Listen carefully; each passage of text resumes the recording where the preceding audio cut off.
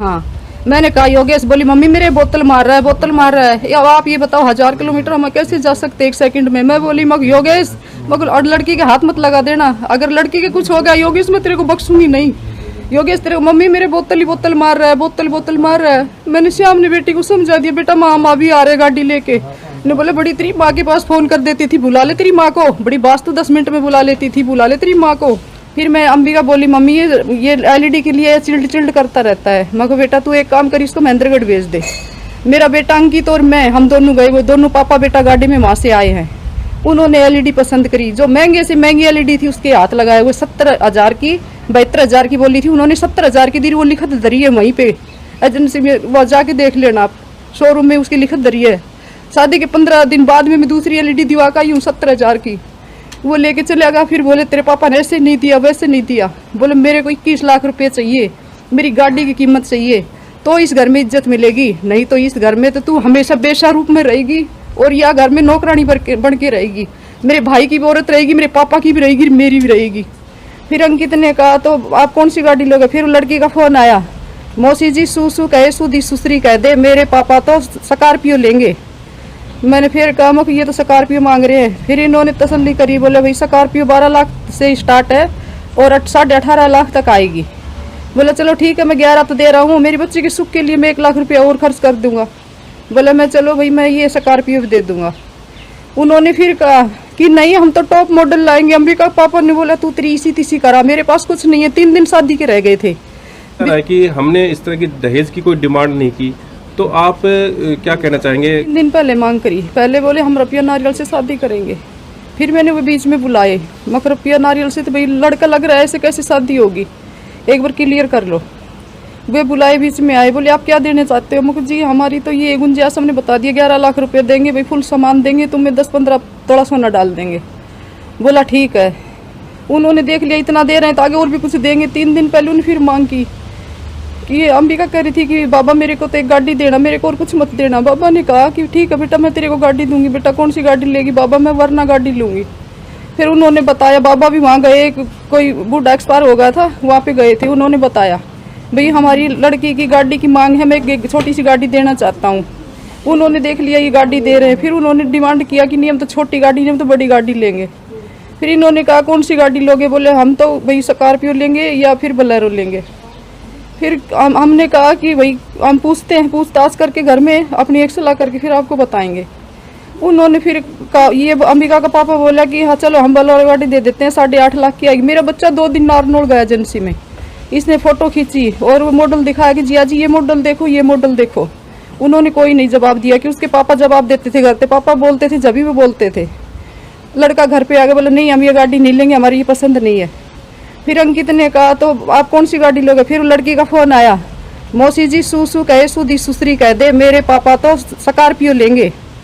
मैंने फिर कहा कि ये तो स्कॉर्पियो मांग रहे हैं। फिर इन्होंने तसल्ली करी, बोले भाई स्कॉर्पियो 12 लाख से स्टार्ट है और 18.5 लाख तक आएगी। बोला चलो ठीक है, मैं 11 तो दे रहा हूँ, मेरी बच्ची के सुख के लिए मैं 1 लाख रुपया और खर्च कर दूंगा। बोला मैं चलो भाई मैं ये स्कॉर्पियो भी दे दूंगा। उन्होंने फिर कहा कि नहीं हम तो टॉप मॉडल लाएंगे। अंबिका पापा ने बोला तू तेरी इसी तीसी करा, मेरे पास कुछ नहीं है। 3 दिन शादी के रह गए थे। बिचौले का लड़का हमारे घर आया, बोले भाई साहब 21 लाख रुपये लेके जाओ, तो वहाँ जाना नहीं, वो मना कर रहे हैं कि यहाँ नहीं आएंगे। हमने फ़ोन किया कि हमारी मना है, हम नहीं आएंगे, हमारी बच्ची को और कहीं ब्याह देंगे। फिर उन्होंने कहा कि नहीं मैं तो रुपया नारियल लिया, मैं रुपया नारियल ही लेऊंगा और उसके बाद में देखेंगे क्या होता है। मैं बोली जी आज देख लेना। बोला नहीं मेरे तो किसी ने बोली मार रखी है कि ये कोठी बनाई है, ये किसी रिश्तेदार के ऊपर बनाई है और तुम किसी को लूटने की वो कर रहे हो। मैं अब सोड़े में तो रुपया नारियल लूंगा, बाकी मैं पीछे जो कुछ लेना वो आप मेरे को आस्ते आस्ते देते रहना। जी मैंने आस्ते आस्ते आस्ते आस्ते करके भी मैंने 15 लाख रुपए उनको दे दिए, होड़ा होड़ा, कभी लाख, कभी 2 लाख, कभी 2.5 लाख। मैंने ये सोचा मेरी बच्ची को सुख मिल जाए, मेरी बच्ची को सुख मिल जाए, मेरी बच्ची की उस घर में इज्जत हो, हम इज्जत वाले आदमी हैं, मेरी पढ़ी लिखी लड़की है, समाज में हमारी इज्जत रह जाए। उन लोगों ने सब चुपके चुपके से डर लिया। फिर उन्होंने कहा कि ये जो सोफा है मैं इस पर रिलैक्स होकर नहीं बैठ सकता। मखू जी कोई नहीं, कभी छोटा बच्चा होगा हम छूचक में सोफा दे देंगे आपको, ये आप डाल लो, आपका तो बहुत बड़ा घर है। शादी थे 15 दिन बाद में उसने बटे ने कहा योगेश ने कि आपने एलईडी छोटी दी है, इसमें वाईफाई नहीं है, इसमें ये नहीं है, उसमें वो नहीं है। फिर मैं अंबिका बोली मम्मी ये एलईडी के लिए चिल्ड करता रहता है। मैं को बेटा तू एक काम कर, इसको महेंद्रगढ़ भेज दे। मेरा बेटा अंकित और मैं, हम दोनों गए, वो दोनों पापा बेटा गाड़ी में वहां से आए हैं। उन्होंने एलईडी पसंद करी, जो महंगे से महंगी एलईडी थी उसके हाथ लगाए। वो 70,000 की 72,000 की बोली थी, उन्होंने 70,000 की दी। वो लिखत धरी है वहीं पे एजेंसी में, वह जाके देख लेना आप, शोरूम में उसकी लिखत धरी है। शादी के 15 दिन बाद में मैं दूसरी एलईडी दिवा का यूँ 70,000 की वो लेके चले गया। फिर बोले तेरे पापा ने ऐसे नहीं दिया वैसे नहीं दिया। बोले मेरे को 21 लाख रुपए चाहिए, मेरी गाड़ी की कीमत चाहिए, तो इस घर में इज्जत मिलेगी, नहीं तो इस घर में तो तू हमेशा बेशा रूप में रहेगी और या घर में नौकरानी बन के रहेगी। मेरे भाई की भी औरत रहेगी, मेरे पापा की भी रहेगी, मेरी भी रहेगी। उन्होंने कहा, उसका भाई ने भी मेरी बेटी के ऊपर हाथ डाला, उसके पापा ने भी डाला, मेरी बच्ची ने उनको सबको डांट फटकार मारी। उसके बाद में वो इतनी नफरत करने लग गए कि ये हमारे घर में सेट नहीं होगी, इसको साड़ी को मार दो या इसको काट दो या इसको तलाक दे दो। मैंने बच्ची से कहा बेटा तेरी पार नहीं पड़ेगी, तू तलाक ले ले। बच्ची बोली नहीं मम्मी, मेरे पापा समाज में बैठते हैं, समाज में रहने वाले, मैं तलाक नहीं लेऊंगी। मम्मी जैसे तैसे करके मैं इनको सब लाइन पे ले आऊंगी, सब ठीक हो जाएंगे। मम्मी मैं सर्विस लगूंगी, हो सके मेरी सर्विस को देख के खुश हो जाएंगे। लड़की सर्विस लगी, हमने फ़ोन किया कि आपकी बेटे की वो मगर सर्विस लग गई है। उन्होंने कहा कि तेरी बेटी की नौकरी से मेरे कोई खुशी नहीं है, लगी होगी तो मेरे कोई खुशी नहीं है तुम्हारी बेटी की नौकरी से। तो उन्होंने बताया था जैसे उनको जैसे आपके ऊपर जैसे 2-3 आरोप भी लगाए हैं उनके परिवार वालों ने। हाँ। भी वो तो अपनी बेटी को हमारे यहाँ भेजते नहीं थे। हाँ। करीब साल भर में 1-1.5 महीने वहाँ रुकती थी। वहाँ रुकने नहीं देते थे, जाती थी दबी भी कर दे। मेरे गांव की पंचायत गई, 20 बार गए, मैं पुलिस रिपोर्ट भी कर दी, सारे काम कर दी। वहाँ लड़की को रहने ही नहीं देते थे। वो जो लड़की के साथ चाहती थी वो काम लड़की करती नहीं थी, और वो लड़की के साथ जभी लठबाजी बजाकर लड़की को मारते कूटते। एक बार तो योगेश ने पैड़े में से नीचे गिरा दी लड़की, उसको तो सीढ़िया की पाइप थे आगे, पाइप पकड़ लिया उसने। तो वो बता रहे थे जैसे वहाँ जो उनके ताऊ हैं वो बता रहे थे जब जिस टाइम जब उस रात डेथ हुई थी तो आपसी झगड़ा भी हुआ था उनका, ये बता रहे हैं। हाँ झगड़ा आपने पिछले इंटरव्यू में सुना था भी अभी झगड़ा भी हुआ था। हाँ झगड़ा हुआ, उसी रात की बात है जिस टाइम डेथ हुई थी। हाँ। मैंने कहा योगेश, बोली मम्मी मेरे बोतल मार रहा है। अब आप ये बताओ 1000 किलोमीटर हम कैसे जा सकते 1 सेकंड में। मैं बोली मगर योगेश, मगर और लड़की के हाथ मत लगा देना, अगर लड़की के कुछ हो गया योगेश मैं तेरे को बख्शूंगी नहीं। योगेश तेरे मम्मी मेरे बोतल मार रहा है, बोतल मार रहा है। मैंने श्याम ने बेटी को समझा दिया, बेटा माँ भी आ रहे गाड़ी लेके। ने बोले बड़ी तेरी माँ के पास फोन कर देती थी, बुला ले तेरी माँ को, बड़ी बात तो 10 मिनट में बुला लेती थी, बुला ले तेरी माँ को। तो अब क्या चाहते हैं सरकार से, क्या किस तरह की मांग कर? और जो ये गंदे लोग हैं इनको सबको सजा दी जाए, सख्त से सख्त सजा दी जाए। और जो लेडी जो बिहानी से आ रही है, 1 नंबर की गंदी लड़की है, ससुरे के साथ मैंने देखी और जेठ के साथ मैंने देखी वो, ठीक है। हाँ वो ये कह रहे थे कि अंबिका का व्यवहार ठीक नहीं था उसके साथ। अंबिका का 1 नंबर का करैक्टर था, कहीं भी उसके सेंटर पे बूझो, उसके वहाँ जा सर्विस कर रही थी सेंटर में बूझो, उसकी पढ़ाई के स्कूल में बूझो, अगर कहीं भी मेरी बेटी का एक भी शब्द गलत लिखड़ा है उसी दिन आपके याद वो सजा मेरे को देना, ठीक। ये बोल रहे हैं कि वो हमारे घर नहीं रुका करती। योगेश के पापा के हमारे पास रिकॉर्डिंग है, उसमें ये बोल रहे हैं कि मैं अपने घर नहीं लेके आऊँगा। योगेश से बात कर रहे हो, वो प्रूफ हमारे पास है। वो खुद बोल रहे हैं कि मैं इसको घर में नहीं लेके आऊँगा, वहीं रहने थे इसको। वो तो कह रहे थे हम लोग लेने भी गए थे, आप लोगों ने भेजा नहीं। नहीं सर, वो प्रूफ हमारे पास है, उसमें वो बोल रहे हैं रिकॉर्डिंग में, दोनों पापा और बेटा दोनों बात कर रहे हैं। तो पापा वो कह रहे योगेश के लिए मैं नहीं लेके आऊँगा, वहीं रहने दे उसको। तो उनके परिवार वाले जैसे बता रहे हैं, हमने पूछा था वहाँ पे भी डेड बॉडी लेने के लिए हम गए थे, 70-80 आदमी यहाँ पे आए थे, उन्होंने डेड बॉडी देने से मना कर दिया। कोई नहीं आया सर, ये पूरा गांव था, उनके पास रिकॉर्डिंग भी उस चीज की नहीं, पूरा गांव था, किसी से पूछ लिया अगर कोई भी आया होते यहाँ पे। वे आए हैं जब दाह संस्कार कर दिया था उस टाइम करने के बाद आए हैं। हाँ, करने के बाद, पहले नहीं आए, उससे पहले नहीं आए। तो उन्होंने कहा कि जो हमने मना कर दिया था हम आ रहे हैं, वहाँ पे दाह संस्कार भी उन्होंने जल्दी कर दिया। किसके पास फोन किया उन्होंने? आप ही के पास बता किसी के पास फोन नहीं किया, अभी तक फोन नहीं आया है। और बताया जा रहा है कि जो वहाँ जो हम आपकी जो सिस्टर थी उनके दाह संस्कार हुआ तो उसी टाइम आपने फूल भी जैसे वो तुरंत उठा लिया। हाँ, तुरंत उठा लिया था जी। क्या वो कारण था उसका बताइए। वो जी अंबिका की 9 बजे मतलब वो दाह संस्कार कर दिया था, और शाम ने 3 बजे एक बुढ़ा और एक्सपायर हो गया था। उसी दिन उनका फोन आया कि भी ऐसे अस्थि उठा लो, हमारा बुढ़ा एक्सपायर हो गया, तो उसका दाह संस्कार कराना। तो एक ही जगह दाह संस्कार एक ही जगह, हाँ, एक ही शमशान घाट है, अलग अलग जगह नहीं, अलग अलग नहीं होता। राजपूतों का अलग है, हरिजनों का अलग है, ऐसे तो है, लेकिन राजपूतों का एक ही है, तो राजपूत ही था वो बुढ़ा भी। तो बताया जा रहा है कि जो वो आए थे वो अस्थियां उठा के लेके गए हैं। कौन? हाँ वो जी, हम उस दिन उसका फोन आ गया था कि भैया ऐसे ऐसे हमारा बुजुर्ग वो एक्सपायर हो गया, आप उठा लो। हम वो 5 बजे हम वहाँ से उठा के ले आए थे, उन्होंने अपना बुढ़ा मतलब वहाँ पर दाह संस्कार कर दिया था, और फिर वो कल आए 26 तारीख को, और उसकी उठा के वो ले गए। वो अस्थियाँ वो हमारे पास रखी, पंडित से पूछती थी, उन्हें 30 तारीख के लिए बोल रखे कि 30 तारीख को डाल के आना। मतलब आपकी सिस्टर की अस्थियां आपके पास है? हाँ। वो जो लेके आए थे अस्थियां वो उस बुजुर्ग की उठा के लेके हाँ, उसके बारे में जी ना तो हमारे पास कोई कॉल की ना और आए हैं, सीधे उठा के लेके चले गए अपने मनमर्जी से किया सब? अपनी मनमर्जी से। तो वहाँ पे पता लगा कितने लोग यहाँ पे अस्थियाँ उठाने के लिए आए थे? वो जी गाड़ी थी, मैं पीपल में पानी डालता हूँ, पानी डालना पड़ता है ना, तो उसमें मैं मंदिर में डाल के आता हूँ। वहाँ पे देखा था मैंने, गाड़ी थी 4-5 गाड़ी थी। तो काफ़ी स्ट्रेंथ में आए थे? हाँ काफ़ी टाइम, मैं नज़दीक गया नहीं, कभी कुछ कर दी, आदमी ज़्यादा थी, ये देख कर मैं वापस आ गया वहाँ से। खड़े रहो पीछे। मैं दाह संस्कार के समय मौजूद था। तो क्या नाम है सर अपना? मेरा नाम दलबीर सिंह, क्या लगता है सन ऑफ लड़की महाराम सिंह, लड़की का चाचा, चाचा बताइए। परिवार में चाचा। मैं दाह संस्कार के समय मौजूद था।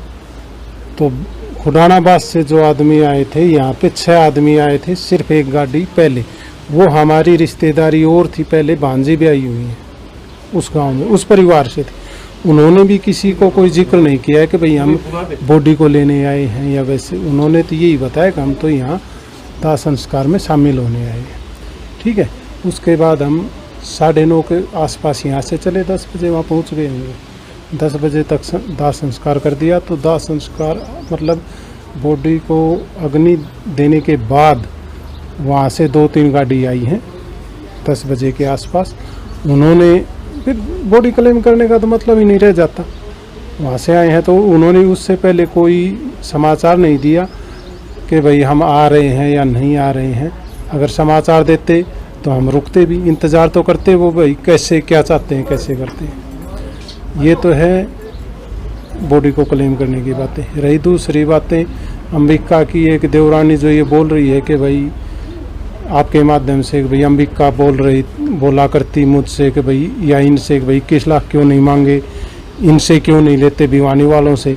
तो इससे ये तो सिद्ध होता है कि वो अंबिका को टॉर्चर किया करते थे, उससे डिमांड किया करते थे, दहेज मांगते थे। और अस्थियों की ये है कि जी हमारे उसी दिन अगर अस्थि उठा लेते हैं दाह संस्कार वाले दिन, तो किसी ब्राह्मण से नहीं पूछना होता। हमारे गांव में ऐसा रिवाज है, बिना किसी से पूछे ही उठा सकते हैं। उसके बाद अगर दूसरे तीसरे दिन उठानी होती है तो ब्राह्मण से पूछ के फिर उठाते हैं। उन्होंने एक बात और भी बताई सर, जैसे उन्होंने कहा कि उनका जो स्टार्टिंग से बताया था वो हर चीज़ की रिकॉर्डिंग करते थे। उनको किस बात का डाउट था? हर चीज़ की रिकॉर्डिंग करते थे वो। तो सर मैं हूँ, मुझे किसी प्रकार का कोई वो नहीं है, लेकिन मेरा एक फ़ोन ऑटो रिकॉर्डर है, तो इसमें भी रिकॉर्डिंग होती है। ऑटो रिकॉर्डर फ़ोन है, वो रिकॉर्डिंग होती है आमतौर पे। क्योंकि तकरीबन रिकॉर्डिंग में ऐसा सिस्टम होता है 1 महीने बाद वो कटती चली जाती है अपने आप ही, जब जैसे स्टोरेज फुल होता है। हाँ, स्टोरेज फुल होने के बाद होता है जी। हम आम आदमी के पास स्टोरेज फुल नहीं होता। आप लोग हैं जो बड़े लोग हैं उनके साथ तो ऐसा हो जाता है, स्टोरेज फुल हो गया वो कटती चली गई। लेकिन आम आदमी या किसान के पास ऐसा कुछ नहीं कि स्टोरेज हो गया फुल और कटती चली गई। वो हमारे पास रिजर्व रखी है, पड़ी है। कुछ इन्होंने शुरू से ही उस लड़की को परेशान किया हुआ था, बार बार डिस्टर्ब कर रहे थे। तो कभी पुलिस स्टेशन में, कभी किसी और रिश्तेदार को ये दिखाना पड़ता था, बताना पड़ता था कि इनकी ये करतूतें हैं, इस प्रकार से करते। सूत्रों के हवाले से पता लगा है कि कहीं जो है इनका केस अब भी उस मैटर को लेके चल रहा था, डिस्प्यूट हुआ था बीच में, उसका केस अब भी चल रहा था, उसकी तारीख लगी हुई थी। नहीं तो उसकी तारीख तो सब जब तक दोनों पक्ष राजीनामा, पुलिस ने ये बोला था कि आप रहो, साथ रहो, एक बार करा दिया। अगर आप लगातार 1 साल तक नहीं साथ रह पाते हैं, आप में मनमुटाव रहता है, तो हम आपकी फाइल को आगे कर देंगे। कोर्ट जो आपके लिए करेगा वो सही है। कोर्ट से बड़ा तो फिर भारत में कौन है जी। ये बातें थी। आप किस तरह की मांग करते हैं सरकार से, क्या डिमांड करते हैं? सरकार से ये डिमांड करते हैं कि जो दोषी हैं उनको सख्त से सख्त सजा दी जाए और निष्पक्ष जांच हो, क्योंकि इसमें हमें जांच पे भी शक है कि कहीं ये पैसे वाले लोग हैं, धांधलीबाजी ना करवा दें। ये अंबिका योगेश तो अंबिका का पति था और श्याम है वो देवर था। उनसे बार बार ये बोलिया करती कि भिवानी वाली से भी 21 लाख रुपए लेके दिखाओ। तो क्यों बोल रही थी सर? उससे मांगे जब तो बोल रही थी, उसको बार बार टॉर्चर कर रही थी। वो 21 लाख इसीलिए बोल रहा था उसने कि इनसे भी लेके दिखाओ भिवानी वाली से, जो वो न्यूज़ पे बोल रही है। वो तो उन्होंने एक रिकॉर्डिंग भी वायरल कर रखी है कि वहाँ पे बताया जा रहा है कि आपको जींस से या ऐसे कोई लेगी वगैरह पहनने की बात आई। नहीं, वो बोल रही है ना कि वो अंबिका मेरे लेके आए, पैसे इतने लेके आए, मेरे चाहे कुछ भी पहन ले। 17.5 लाख रुपए गाड़ी के और 11 लाख रुपए नगद, फिर चाहे कुछ भी पहन लेना। तो वो जो आपने ऑडियो आपने वायरल करी थी उसको? हाँ, हमारे पास ही थी। और सर वायरल करी? हाँ, ऑडियो रखने का यही मतलब था। उनकी जो रिकॉर्डिंग थी वो सर 10 से 15 दिन में, 5 दिन में ऐसे एक बार तो झगड़ा जरूर कर देते थे। फिर सारी रिश्तेदारियों में हमारी में ये पहुंचा देते थे कि हम मेरे को ये बोल रहा है, ऐसे बोल रही है, ये बोल रही है। कभी रिश्तेदारी में जाना, गांव को लेके आना, इकट्ठा करना, ये रखते थे हमेशा, उनको सुनाने के लिए रखते थे हम ये सब चीज़। आप देख रहे हैं इंडिया न्यूज़ 16, जहां जाए सच के साथ।